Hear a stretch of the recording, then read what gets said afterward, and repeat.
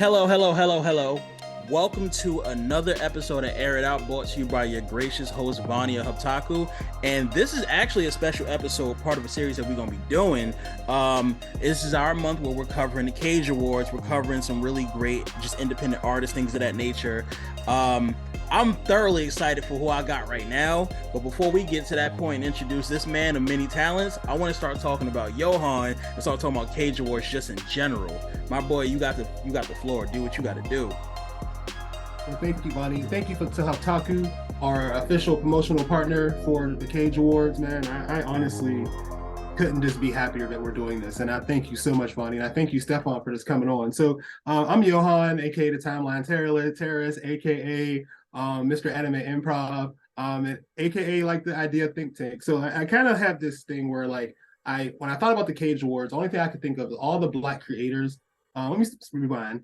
I tried content creation for a while, and it was one of the most fun yet harrowing experiences I ever had. It was so, and I loved making review videos and stuff like that, but I hated the time I had to put into it. It was just like, dang, I got to record and my audio is messed up. And so I said, I'm just going to do my anime improv thing and keep doing it. And then I kept seeing all these award shows where people who I seen like amazing creators, amazing animators, cosplayers, but they would never get recognized. These Twitch streamers, they would never get recognized. Like so many Black, amazing, talented ass people just not getting the recognition they deserve and getting skipped over for people who may have bigger followings, but their product is mediocre as compared to the Black content creators. And I'm not trying to say that Black content creators are way better than any other race of content creators. I think everyone puts effort in doing what they do. But the Black content creators and POC content creators were not getting the credit they deserve, getting their themes stolen, their concepts stolen, even their sounds on TikTok stolen. I even seen it happen to you, Stefan. So am I pronouncing your name right, Stefan or Stefan? Stefan. Stefan. Okay, thank you. And so when I was playing Overwatch one day, and I seen someone talking about the streamies and how I forgot who got fucked over, but someone didn't get a streamie who deserved the stream. And I was just like, man, what can we do to that? And I was like, let me just create something. So I wrote something called the Blurred Awards, and then I partnered with a couple other people to try to like think tank it out. And then after that, I was like, you know what? Let me just reach out to people in my community. So I reached to the people in my community. I reached to the Haptaku, Worst Gen Podcast, Blurred Con, some people at DreamCon, Head Nerds in Charge. And when I hit these people up, I wasn't really asking for money. I was just like, can you make some flyers for me or design a logo? Like, whatever you could do for me for free. But, because I was already planning on funding it myself. But then Head Nerds in Charge said, we'll fully fund it and then give you 50%. And I was like, wait, hold up, what? Like, excuse me? Right, like, is that excuse me? So Curtis at Worst Gen, at Hit Nerds in Charge is amazing, brother. He couldn't be here today. Gina is my co-executive producer. Eris is also one of my co-executive producers for the subcommittees. So we created this concept called the Cage Awards. And the Cage Awards, first and foremost, is an acronym for culture, anime, gaming, entertainment. And we try to encompass all of these individuals. And we have 4 pillars. We have our first pillar is culture, of course, and that kind of, fashion, representation, community engagement, our message, our originality, the innovation behind your products and everything you create. The second one is anime, commentary, critiques, insight, art, informative, adaptions. Our fourth pillar, of course, is gaming, and as clear you see the theme here, it goes with our acronyms. Gaming, streaming content, casual gameplay, competitive gameplay, commentary, critiques, insight, art, adaptions. And then the final one is entertainment, stream content, podcasts, indie shorts, blogs, vlogs, health and beauty. You kind of get the message. So we try to pick our nominees based around these 4 pillars. And we start off with 10, and we kind of narrowed it down to 5. And then out of that final 5, our judges will vote down to that final 3, which when we'll present awards to. The Cage Awards happening August 6th. We have a virtual red carpet lined up, and we also have a post-show lined up. The show is going to be pre-recorded to stream live, but the virtual red carpet and the post-show is actually going to be both live streams for you guys to enjoy. We're going to be featuring cosplayers, and it's going to be an amazing event, honestly. So I'm glad that people are behind this, and I'm really excited to see what this becomes in future years. I'm hoping to have a gala when we can do it live and not virtual one year. This is for you guys. Like when I create things to help other people. I'm a facilitator. That's what I love to do. So yeah, thank you again. So I was a little long-winded, but thank you. Nah, bro, I appreciate every bit of what you just gave me right there. And I believe Mr. Johnson is up for an award for the Cage Awards. Am I correct? Yes, he is up for Voice Actor of the Year. We in our voice actor of the year category, we have a lot of talented individuals there. We have people who do voice for anime, people who just do voiceovers, individuals who are just do commentary on things. Like it's such a diverse cast of people who are voice actors of the year. And when I saw it, and that's the only it's funny that's the only award that has 6 nominees. Yeah. Presented. Every other award has 5, but this one has 6 because it was just like I can't. We could be like, we can't include this person, but not include this person. Like, all right, we can't. We can put Bill Butts, but can we leave out Stefan Johnson? Or can we leave out Zeno Robinson? Like, we can't leave out these people who deserve to be recognized. So it just was just so exciting to see to get these individuals together on a nomination. And this is I want to also say this isn't we I think we said best of the year at first, but this is more like creator of the year. Like no one's the best, or like we feel like everyone is great. And the main key of this, regardless of who wins, is about recognition. Making sure people are seen and recognized for the hard work you put in. Because I work hard. I've edited the videos. I can't do it anymore. The 5 hours editing videos, that's crazy. I can't do it anymore. It's ridiculous. But I love what you do. I love seeing you guys do it. Listen, to that point, and that's exactly why I wanted to have you on, Mr. Johnson. Like, so let's start there. Like celebrating the creator, celebrating just the hours you put into it, the work, the craft. I want to start at the origin, if you don't mind me asking. And before we get into your origin, I want to know more about. I believe you're from the Cleveland area. Am I correct? You got me. Yep, correct. All right. So keep it funky, right? Is it true that Cleveland got the best corned beef sandwiches in town? Oh, for sure, for sure. I mean, people want to say New York, and people have their down south corned beef or whatnot, but no, Cleveland, Ohio is gonna be the top tier corned beef sandwich you find anywhere, and that's for sure. All right, bro.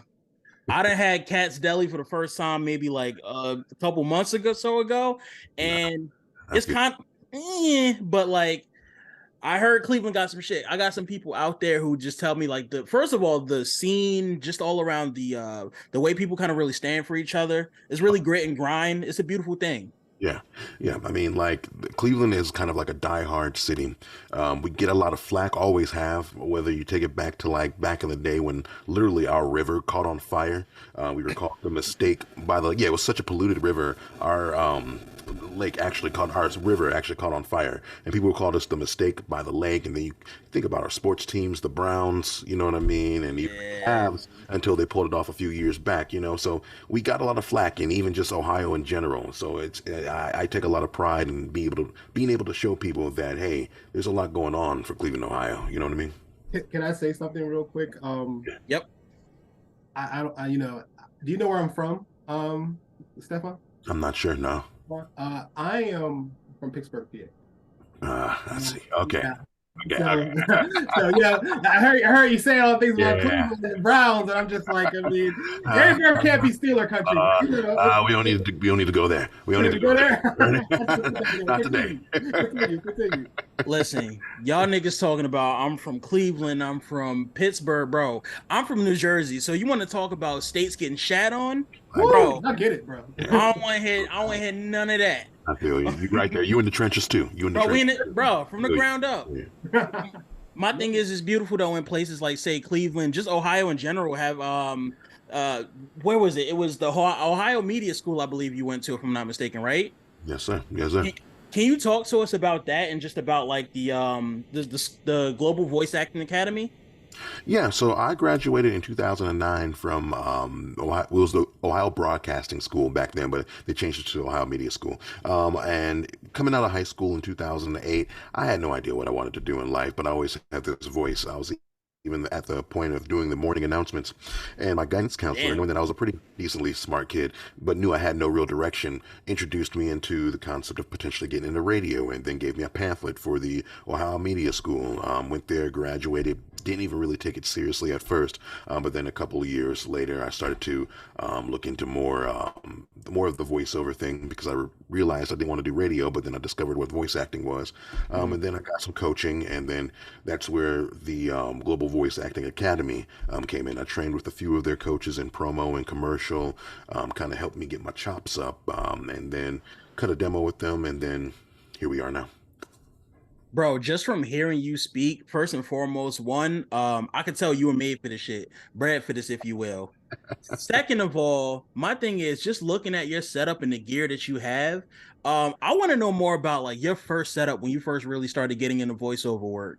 Oh yeah, for sure. Well, when I first started getting into VO, I bought this little $250 Focusrite setup. Came with, no, I Mm. mean the red joint came with this little bullshit mic. Not bullshit. I mean they work hard on that stuff, but I mean honestly, it was a bullshit mic. A little little interface, and I was recording out of a walk-in closet. I had you know what I mean. We feel it. You feel it. You know what I mean. And I still got the exact rig, and then one of those little boxes right over my shoulder right here. I still got it because it's nostalgia. You know what I mean. And I started off with it, and it was like one of the things where voiceover is like you gradually upgrade the equipment as we Yep. go, right? But as long as you have a sound recording environment, you can make anything sound like gold. So I treated the fuck out of this little small walk-in closet I had in a one-bedroom apartment. Me and my wife at the time, girlfriend at the time, were living in, and I would get my fat ass in this damn closet every single day and practice VO. And literally, I had this $250 setup in a walk-in closet, and I recorded my first few gigs and my first few paying jobs with that little bullshit setup. Now, when you was in that setup, right? How sweaty was that motherfucker when you came out of it? Oh, bro, like Cleveland, like a 95-degree day. My fat ass sitting at like 250 pounds back then. Like, bro, like real talk. Like I'm sitting there sweating. I would record with my shirt off most of the time Bro, because, bro, my titties be sweating and shit. I got like moisture going down the ass crack. talk to him. I feel you. Talk to him. Talk to Talk him. to him, nigga. Like Talk to him. being a big boy recording in a walk-in closet trying to do VO, and I was doing like efforts for like indie video games and stuff like that. And I'm grunting. I'm like, yeah, acting like I'm dying and stuff. I'm literally dying. I'm acting like I'm dying, but I'm literally dying because again, like sweat pouring down the rolls of my neck and shit. Like it's rough. Feels rough. Bro, the mark of an amazing voiceover is just how far along your underboob sweats like stains on your shirt. Like, bro, the farther it get, that's how you know, like, yo, I left it on That the line. stream, if that This is stream reaches the happy trail, then uh-huh. you worked hard. You know you earned your pennies that day. You know what I mean? That's a Kobe 81 game. Exactly. You feel me? Before we like talk more about you and how amazing you are, actually no. Let's continue talking about how amazing you are. You are a fan of wrestling. You see my collection right here? Yes, sir. Yes, sir. Son, bro, like first and foremost, ever so jealous of the belts that you got. I have the 99 2000 the WWE title, the one with the blue globe in the middle. Oh, I feel you. Feel you. Not the winged eagle. Yes. The, Classic. Classic. my thing is you just did that stand and deliver voiceover recently. Can you talk about just like how amazing it felt to finally do that? I mean, I've always been teased with it because I'm kind of like remotely in the ecosystem already because I have a lot of friends who are professional wrestlers for WWE, Right. and I've made connections on LinkedIn with like a lot of their producers and like talent managers and things like that. And I've even had conversations with producers, and they're like, "Oh, we'll keep you in mind. We love what you do, or whatever it is." But we're talking like 3 or 4 years of having these connections and nothing ever really coming of it. And then my agent gets an opportunity and sends it to me, knowing specifically I'm a wrestling fan, and I'm just like, I've had so many opportunities in the past, nothing ever came of it. But hell, it'll be practice. You know what I mean? And then I went and sent the gig, and then 24 hours later, my agent emails me, no, calls me. I missed the call at first, but then I saw that she emailed me as well. I saw that email about 4 hours later, and she's like, Stefan, WWE wants you. And me, I'm like, oh. Then I'm like, fuck, because again, this is 4 hours later, and the voiceover world moves fast. If you Like don't, that. you know what I mean? Like literally, if you don't respond to an email within 30 minutes, they might go on and pick the next person. So. Yep. Mind you, they sent that email about 2 o'clock. It's like 7. I'm like, fuck. Well, this is probably it. I gave her a call back anyway. Like, hey, Mary Ellen, I got your VO. I got your voicemail and your email. Is there still opportunity? They're like, yeah, they were waiting for you. I'm like, well, shit, you know. And they're like, are you available tomorrow at 2 p.m. to record? And I'm like, yeah, let's make it happen. So like, literally within 48 hours, booked the gig, confirmed the gig, recorded the gig. Fuck, bro. That is a dream first and foremost to just be in the same circle as WWE in general. But for you to be able to do actual work for them for a prominent pay-per-view on one of their flagship shows, you did that shit. I mean, it's a humbling experience, you know. When I think about like life goals and like me fanboying out, like I've done some pretty cool stuff and met some pretty cool people, and I never really fanboy out. Mhm. That one was like literally in the living room, like jumping up and down, like let's fucking go, let's Just fucking like go. You know what I mean? That was me for like 8 hours after getting the confirmation. Like I was like just so on that high. You know what I mean? did you have that same feeling though when Snack Daddy really started taking off? You know, that all snowballed so fast. I don't think I've ever really sat down and realized like this shit is real. You know what This I shit mean? real, bro. Yeah, because it happened by accident, and then just things just started to kind of just progress and progress. And I don't know, I've never really sat down with it to kind of really just take it all in. I think, you know.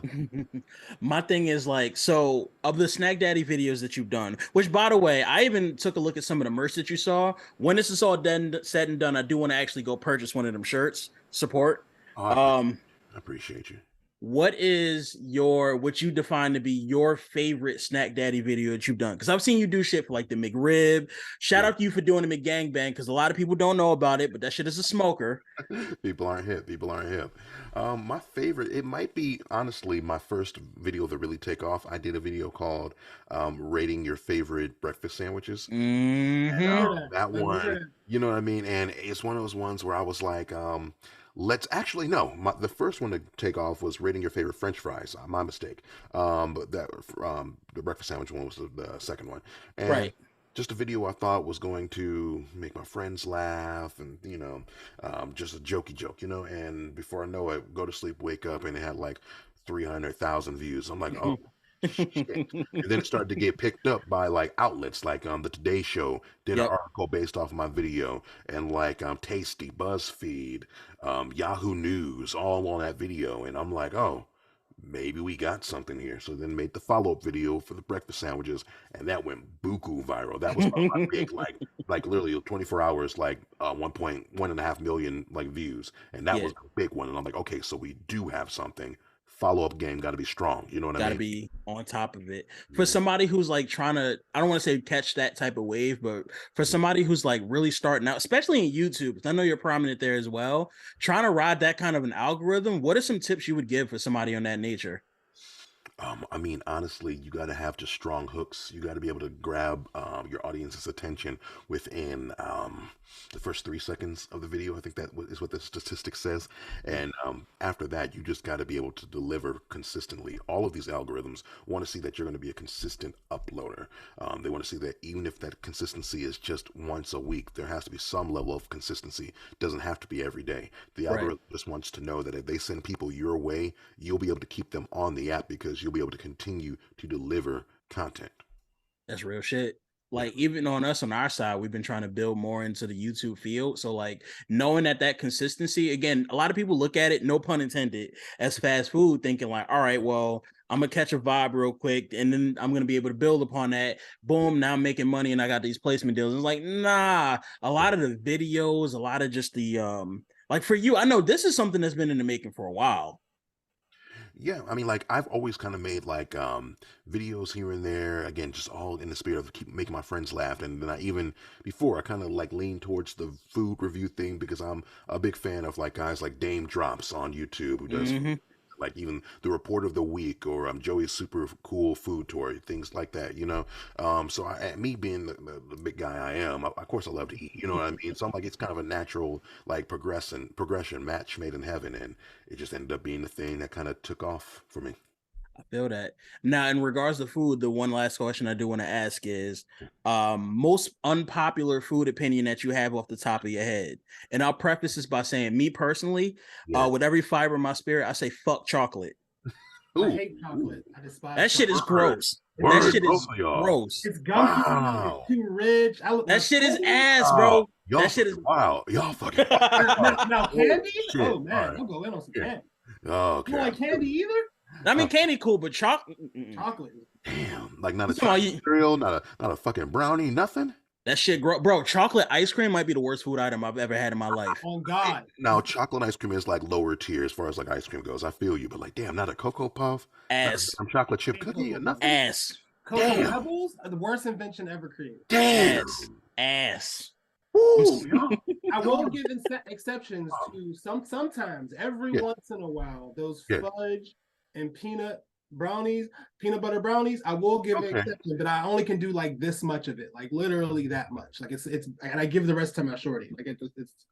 Oh wow, y'all bold. Y'all said that on wow, y'all said that on the internet. God damn. All right, Bro. brave. All I, right. I told niggas that white chocolate was probably the most decent chocolate out there. Niggas looked at me like I was racist.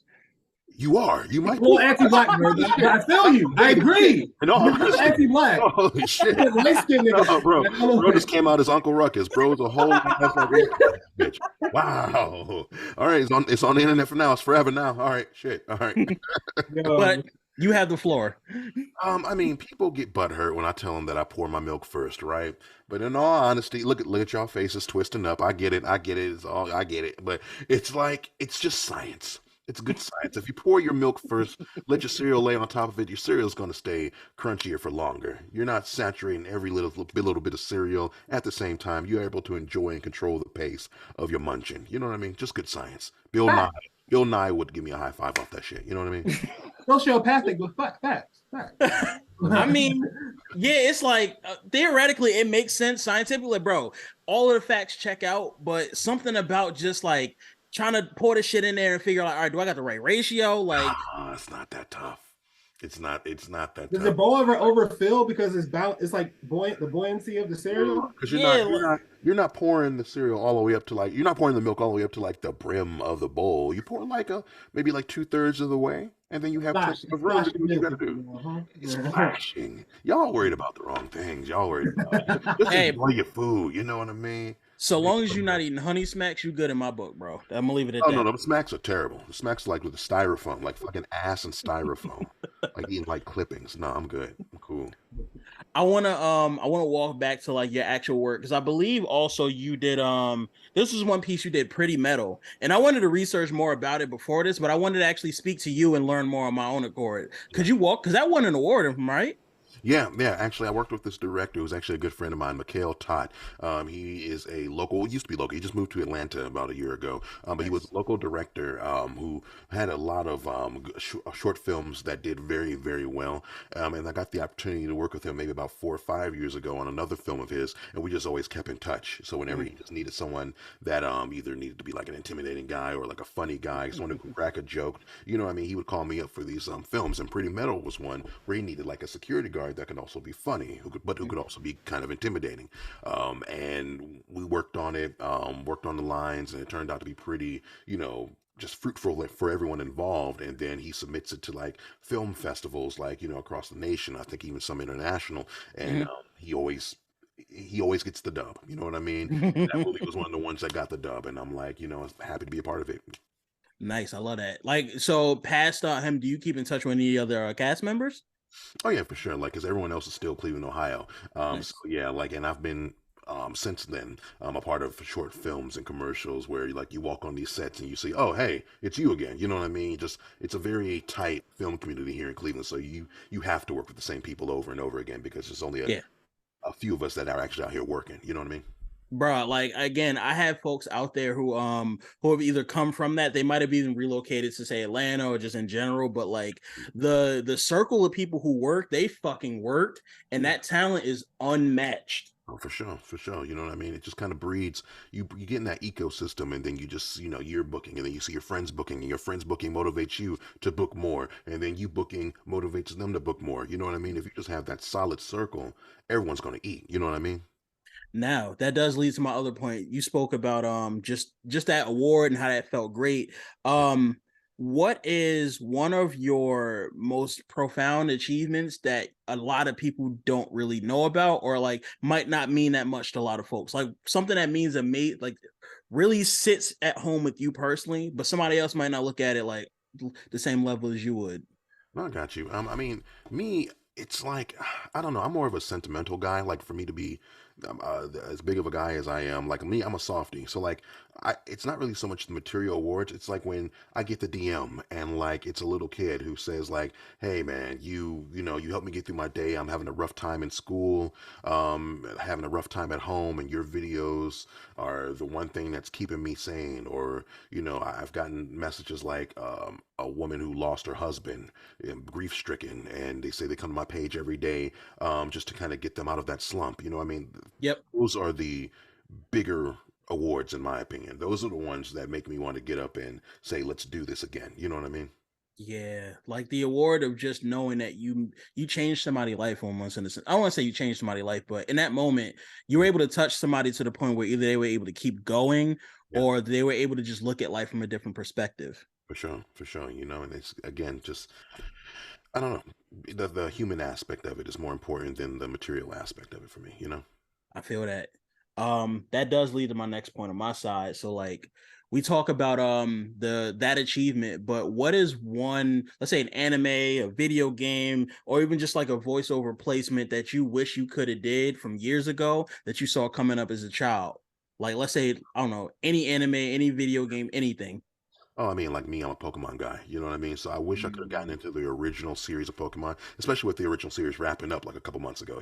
Ash is facts. no longer the, main protagonist of the series. I would have loved to be a part of that actual, like, bit of history. Like, the biggest media franchise known to man, Pokemon, has just wrapped up pretty much. As far as that chapter, I would have loved to have been a part of the original chapter.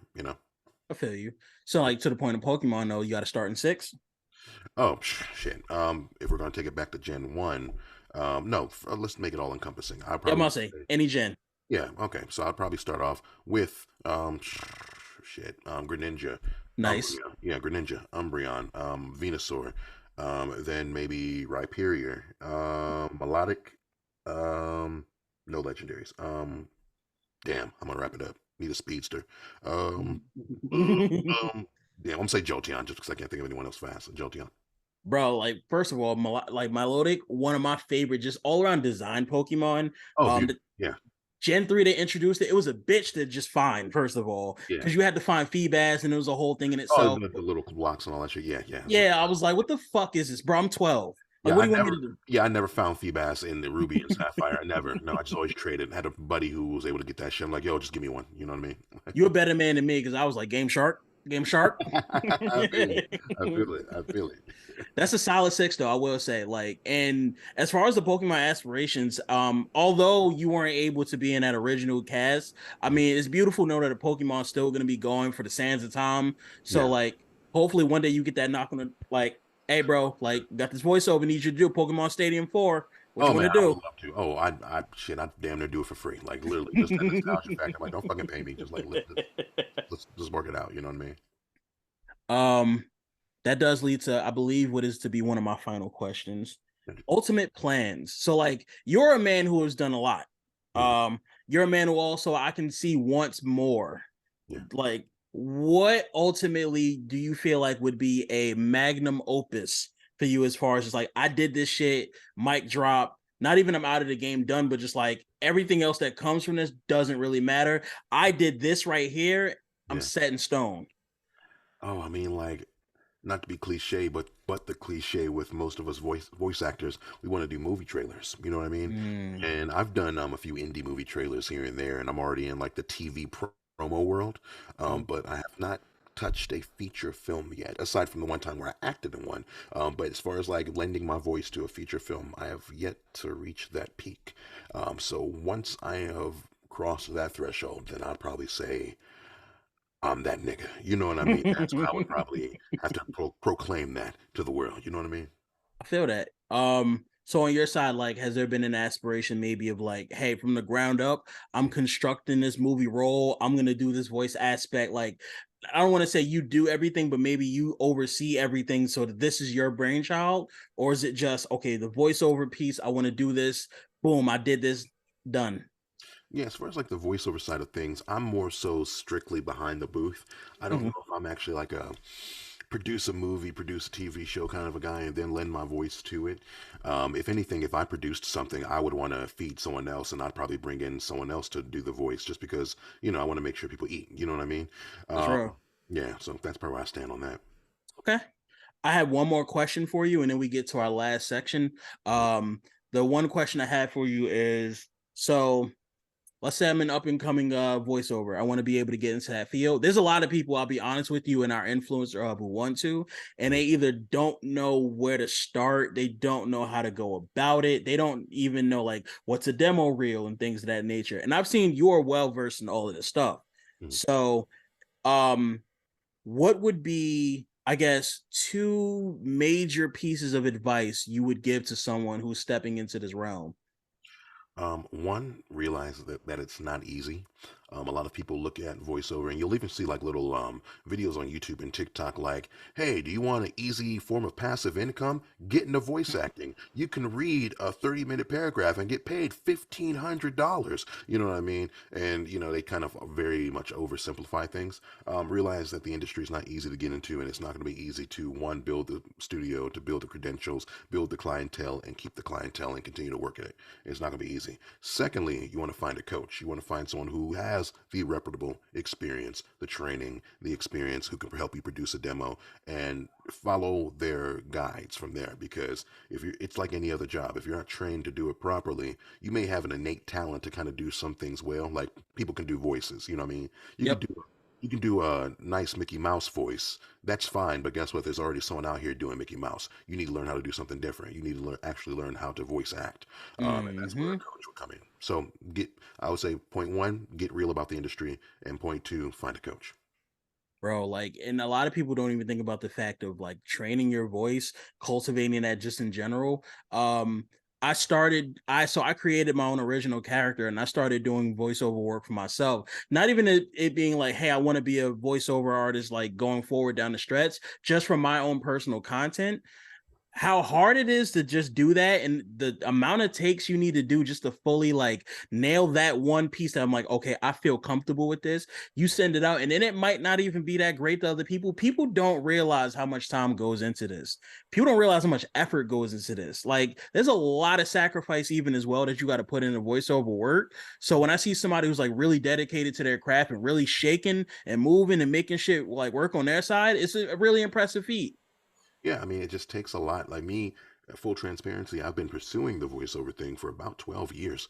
And it didn't really start to take off for me until I really started to go full ass gung ho, like about 6 or 7 years ago, when I was already working two other regular jobs and I was in three bands who was performing across the city and state, and still finding time to do voiceover, staying up until 3 o'clock in the morning, recording these small gigs or practicing, and or taking entire paychecks to record to pay for studio gear or pay for coaching and things like that. And then for even being gung ho, not being able to reach a full time aspect of VO for about 4 years after that.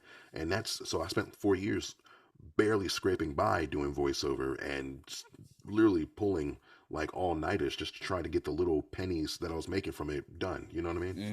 Hmm. But like, look at where you at now. You got the official Captain America shield in the background.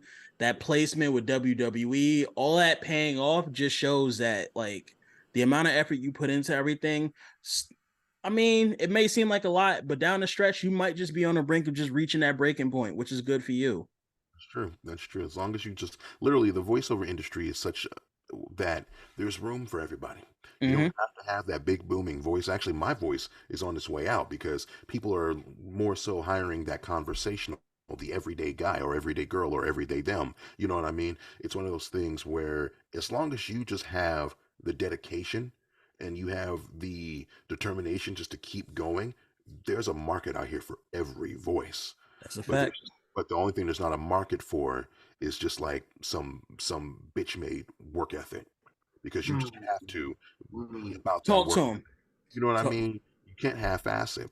A lot of people come to me and they're like, "How do you get into voice acting?" And I give them the real of it. They leave me on red. You never hear anything about them pursuing voice acting again because they thought I was going to tell them, "Oh, can you do a good Goofy impression? Oh, go ahead and buy a mic. I mean, you could probably get you hired next week." You know what I mean? That's what they wanted. But when you tell them the actual work ethic that it's going to take, they completely lose interest. So now, there's no market for that in our industry. now I have a question. Why do you think that is? Like, and I've seen other people say this, and especially in our voice actor group chat. Why do you think people like don't have that work ethic, or is it a lack of knowing, or is it really just laziness? I mean, it's a combination of a lot of things because again, there's those industry videos of like finance gurus who will try to sell. Oh, here's 10 ways you can make passive income, and Yep. 90% of the time, your voice acting is going to be on that list. And a lot of those times, people are watching those videos because they want easy money.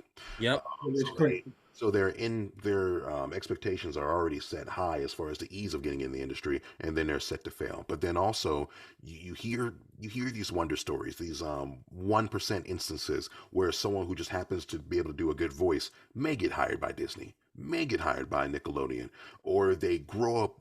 Or you get these cats that grow up watching Dragon Ball Z, or grow up watching Yu Yu Hakusho, or Metal Gear Solid, and they're like, I can voice Yamcha, I can voice Yusuke, you know what I mean? Mhm. I can do a perfect Krillin, you know what I mean? And they think that's gonna get them into the industry, but nigga, there's already someone doing Krillin's voice. Like, that's you gotta blaze your own path. You gotta find your own character. You know what I mean? I do have another question. Is that okay, Bonnie? Yeah, yeah, go crazy. So I love what you, and it just kind of goes into this question. So what do you think, with that being said, what do you think are some of the barriers for entry, um, for it? Did you ask that question? Gosh, No, no, hello? no. Okay, yeah. What do you think some of the barriers for entry for like young Black POC, up and coming inspiring voice actors, to actually get in? Are there really hard barriers to entry? Like how do you categorize that? How do you measure that? No, for sure. The hardest barrier for anybody, but I would say it probably leans more so towards us, unfortunately, would be finance. Just because, like I said, the biggest thing is just having a good acoustic sound, not like necessarily your voice, but you have to have a sound place to record, and you have to Yep. have the, of course. So let's say that you can scrounge together the money to get like a good mic or an interface and computer, but you may live in an apartment building, and you may have noisy neighbors. So you may find yourself having to work around kids upstairs running around or whatnot, or like even gunshots and shit like that Yep. outside, or sirens or whatnot, or Fucking fireworks. you know what I mean? Or again, just as going down to the nitty gritty, you might not have the money to buy a microphone. Yep. Finance is the biggest thing. I know so many voice actors who are just gung ho about doing this, but they just can't scrape together the funds because literally they may have kids, or they may have student loans, or they may just have to eat. Literally eat. And it's either I'm going to buy this microphone or I'm going to put some food in the fridge type of thing. You know what I mean? Hmm. Um, Finance is probably the most, I don't know, prevalent roadblock people come across. And I have one more question for you. So let's, like, what advice would you give to like a voice actor? You finally got your first paid gig. Like you finally got your first paid gig. You're done doing the free ones. Like, what advice would you give them on that first casting or that first role that they may receive? And what things that you think that they should do, and mistakes that you see others make, or mistakes that you possibly have made, that you would hope other people would avoid? I would just say don't get content. Um, People tend to get to certain pinnacles or certain levels of doing this and then get stagnant. And I've even seen it from like the very beginning, like booking that first gig, and then they spend so much time showing off that gig. It's like, hey, look what I did, look what I did, look what I did, and I'm like, but are you marketing? Mm-hmm. But Mm. are you auditioning? You know what I mean? Like literally, the our job as actors in general, but especially voice actors, our job is to audition. Our job is to market. We spend 90% of our time marketing, opposed to maybe that 10% actually recording and booking. And even beyond that, you have to have thick skin too, because I can, Yo. as star-studded as my life may seem on IG and TikTok or whatnot, I book maybe only about 15% of the auditions I go for, if that, maybe 10, maybe less than that. You have to be able to deal with no a lot. Again, dream jobs, especially at my level. Like, I'm getting auditions from like Pixar and like ABC and like Nickelodeon and BET.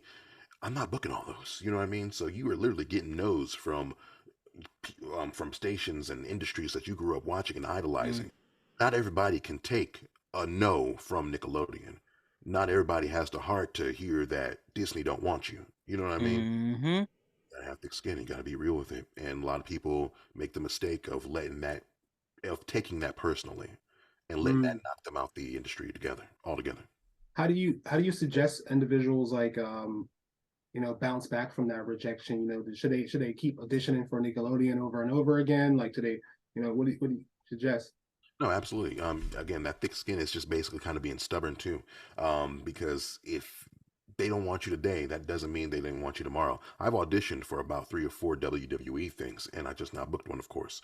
Um, and also, you gotta kind of be willing to get out of your comfort zone because you just don't know where that's going to lead. My biggest client right now is Bally Sports. I record for the NBA, MLB, NHL, everything Bally Sports touches right now.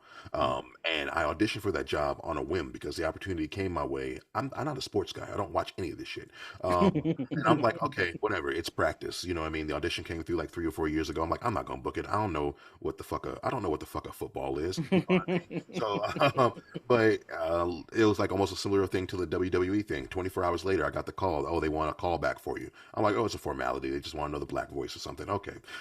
And then 24 hours after that, hey, you booked the gig. It's going to be daily work every day. You're going to be You're going to be the voice of every regional sport across the country. Like this is a promo gig, and that gig alone bought this house. You know what I mean? That gig alone Damn. paid off my car and paid off my student loans. Like literally, that is. And again, I almost didn't audition for it because it's out of my comfort zone. I'm not a sports guy. Take every opportunity that you come across because you're going to miss 100% of the shots that you don't fucking take. You know. That's real shit. That's real. That's real. He said, you heard him? He said, don't miss those opportunities because you're scared. You think you won't line in that box. He just bought his house, paid off his student loans, got his pay off his car, all for taking that opportunity and taking that leap. I love it. Nigga, Great Lakes just hit me up, and I'm sitting here looking like, I don't know. So, hey, just paid off my mortgage, and that was a 5-year thing. I haven't paid that thing since I graduated college. This is crazy. It's out here. Grab that money. There's money out here, you know.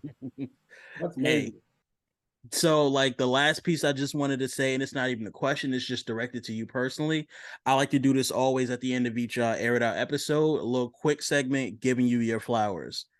So one of the greatest quotes I guess I've been told, words have meaning. And the context of it essentially meant that, like, hey, the shit that you say about that person over there, that person over there, if you speak sideways or disrespectfully, that could have an effect on them down the stretch 3, 4, 5, 10 years down the line. You are effectively in a position where your voice, your words have meaning towards the people who listen to you. You have a voice that commands. You have a voice that pretty much just directs. You have a voice that essentially influences. To have this conversation with you right now between you, me, and Johan, and just to learn that the good that you're using for your voice, not only I've already respected you as is, but like this takes it to a whole nother level. So like seeing that you're nominated for something for the Cage Awards already makes me proud to see that you like having this one-on-one with you really makes me root for you even more just as a person in future endeavors and things of that nature.